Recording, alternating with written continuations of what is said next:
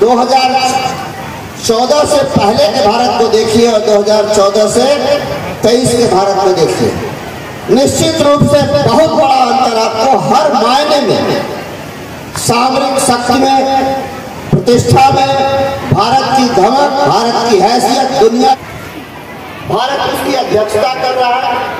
ये G20 क्या है? G20 दुनिया की जो 20 सर्वोच्च सबसे मजबूत आर्थिक शक्तियां हैं, जो देश हैं, उनकी एक समिति है, उनकी एक कमेटी है जिसमें 20 देश आते हैं। यह हर भारतीय के लिए गर्व का विषय है कि भारत उसकी अध्यक्षता कर रहा है, और केवल अध्यक्षता नाम मात्र के लिए नहीं किया। कल ही भारत के प्रधानमंत्री ने भारत के प्रतिनिधि के रूप में जब एक प्रस्ताव रखा, सर्वसम्मति से वो पारित हुआ, कहीं से कोई विरोध किसी भी देश ने, किसी भी सदस्य ने नहीं किया। अब आप ये बताइए कि 140 करोड़ भारतीयों का सीना गर्व से इस बात के लिए चौड़ा होता है कि नहीं होता? और ये सम्मेलन वैसे तो ऐतिहासिक है अपने आप में स्वयं कि भारत इसकी अध्यक्षता कर रहा है, लेकिन और इसका महत्व इसलिए बढ़ जाता है, इसका ऐतिहासिक महत्व इसलिए बढ़ जाता है कि जो देश अभी तक 55 देशों का समूह है दक्षिण अफ्रीका का, जिसे ग्लोबल साउथ कहा जाता है, ग्लोबल साउथ कहते हैं, 55 देशों का समूह है जहां सब मिलाकर 140 करोड़ लोग रहते हैं। जब भारत के प्रतिनिधि के रूप में हमारे आदरणीय प्रधानमंत्री जी ने उनको स्थायी सदस्य बनाने का प्रस्ताव रखा, तो सारे देशों ने उसका सर्वसम्मति से समर्थन किया, और वहां के जो लोग थे वो इतने आह्लादित हुए, इतने प्रसन्न हुए कि मोदी जी से गले लिपट गए। इसीलिए मैंने कहा कि इस वर्ष ये जो कार्यक्रम हो रहा है, ये विशेष अवसर का कार्यक्रम है। एक तरफ दुनिया में भारत का डंका बज रहा है, दूसरी तरफ आप अपने संस्कारों से जुड़े हुए इस कार्यक्रम को अंजाम दे रहे हैं, उसको संपन्न कर रहे हैं।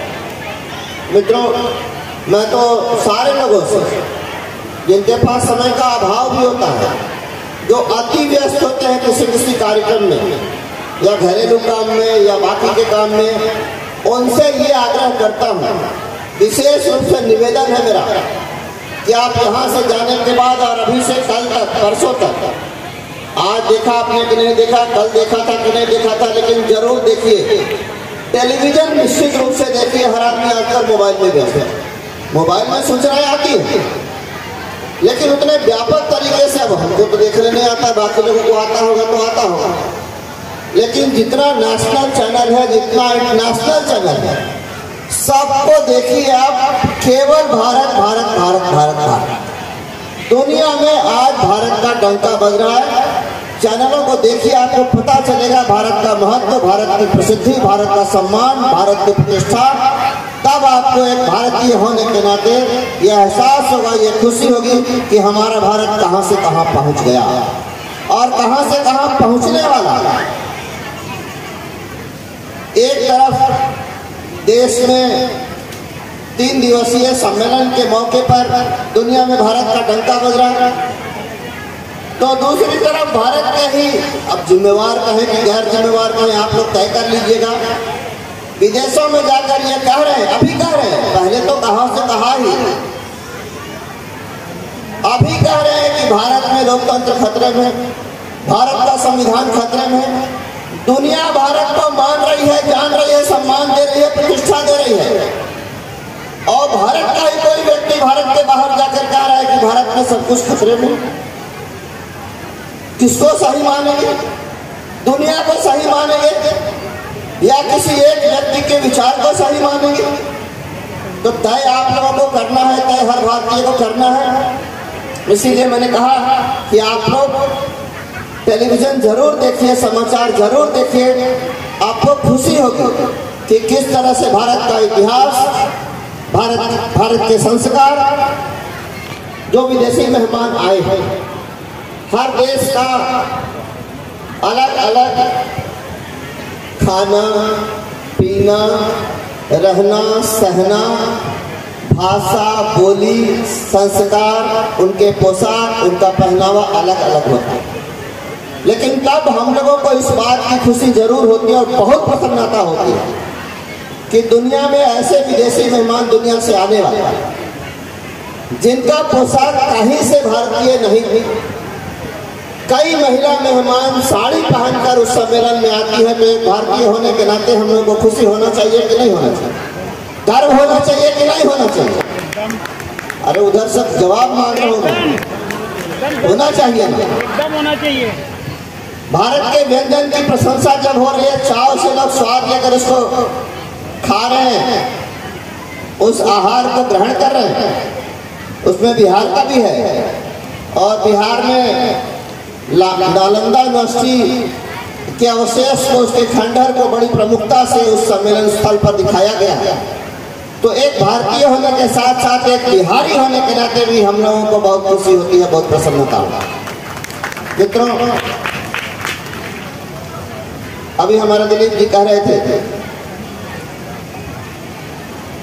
कि ईश्वर नारायण श्री विष्णु के अवतार के रूप में दो नाम प्रसिद्ध है, एक त्रेता में रामावतार, दूसरे द्वापर में श्री कृष्णावतार। हम ये तो नहीं कहेंगे, लेकिन कहीं ना कहीं से नारायण की कृपा अभी हिंदुस्तान और हिंदुस्तान के प्रधानमंत्री और हिंदुस्तान के प्रतिनिधि के रूप में हमारे मोदी जी के ऊपर जरूर है। क्योंकि आप 2014 से पहले के भारत को देखिए और 2014 से 23 के भारत को देखिए, निश्चित रूप से बहुत बड़ा अंतर आपको हर मायने में, सामरिक शक्ति में, प्रतिष्ठा में, भारत की धमक, भारत की हैसियत दुनिया के विश्व के पटल पर आपको देखने को मिलेगा। आपका मन हर्षित होगा। इसीलिए मैंने कहा कि जिस काम की शुरुआत आज से 20 वर्षों पहले संस्कार भारती ने देश के स्तर पर किया, आज देश उस स्तर पर पहुंच गया है, दुनिया मानने लगी है, दुनिया जानने लगी है। और एक देश के प्रधानमंत्री ने, वहां के राष्ट्राध्यक्ष ने हमारे देश के लोगों से पूछा कि आपके देश में किसी को प्रतिष्ठा देनी होती है, सर्वोच्च प्रतिष्ठा देनी होती है, तो क्या करते हैं, कैसे उनका अभिवादन करते हैं, कैसे उनको सम्मानित करते हैं? सलाह के तौर पे हमारे देश के लोगों ने उनको बताया कि हम लोग जिसको सर्वोच्च सम्मान देते हैं उनका चरण स्पर्श करते हैं। आप तक ये बात पहुंची ही होगी, आप लोगों ने देखा भी होगा, सुना भी होगा कि किसी दूसरे देश के राष्ट्राध्यक्ष हमारे देश के राष्ट्राध्यक्ष यानी प्रधानमंत्री जी का पांव छूकर सम्मान करते हैं। अब समझ जाइए कि आज भारत कहाँ खड़ा है दुनिया में। इस तरह से जिस देश ने सैकड़ों वर्षों तक हम लोगों के ऊपर शासन किया, वहां का प्रधानमंत्री आज कहता है कि हमें हिंदू होने पर गर्व है। आए तो थे G20 सम्मेलन में, लेकिन उसके व्यस्ततम समय में से निकालकर मंदिर का दर्शन किया अपनी पत्नी के साथ जाकर। तो क्या एक भारतीय होने के नाते हम लोगों को गर्व नहीं होना चाहिए? होना चाहिए। तो ये जो अभी सिलसिला चल रहा है, ये तो गाड़ी चल रही है, इसको समर्थन देकर मजबूत करने का काम, इसकी गति को और आगे बढ़ाने का काम किसका है? हमारा, आपका, हम सबों का। तो इसीलिए मैंने कहा कि इस ताकत को, इस परंपरा को, इस सिलसिला को, अपने भारतीय संस्कारों को, अपनी भारतीय संस्कृति का इतना समर्थन कीजिए, इतना सपोर्ट कीजिए कि हम दुनिया में छा जाए। अभी तो दुनिया में छाए हैं, लेकिन अभी आगे बढ़ना है। तो हम एक दिन पुनः अपनी उस प्रतिष्ठा को पा सके जिसके लिए आज तेज गति से काम हो रहा है और देश हमारा आगे बढ़ रहा है। वो क्या है? हमारी पहचान क्या थी? हम सोने की चिड़िया के रूप में हमारी पहचान थी, यानी धन के रूप में, और ज्ञान के रूप में हमें विश्वगुरु भी कहा गया है। यह हमारी पहचान है। तो हमारी दोनों पहचान फिर से हमें मिल जाए, इसके लिए प्रयास तो जारी है, लेकिन जो गाड़ी आगे बढ़ रहा है उसको तेज गति से और आगे ले जाने के लिए धक्का कौन देगा? भारत के लोग, भारत की जनता, भारत के नागरिक। इसीलिए मैंने आप लोगों से कहा कि आप उस गति को अपनी तरफ से बहुत समर्थन देते हुए बहुत तेज करिए, ताकि हम लोगों का सपना पूरा हो जाए। हर भारतीय का सीना गर्व से चौड़ा हो भारतीय अपने आप को कहने में। धन्यवाद।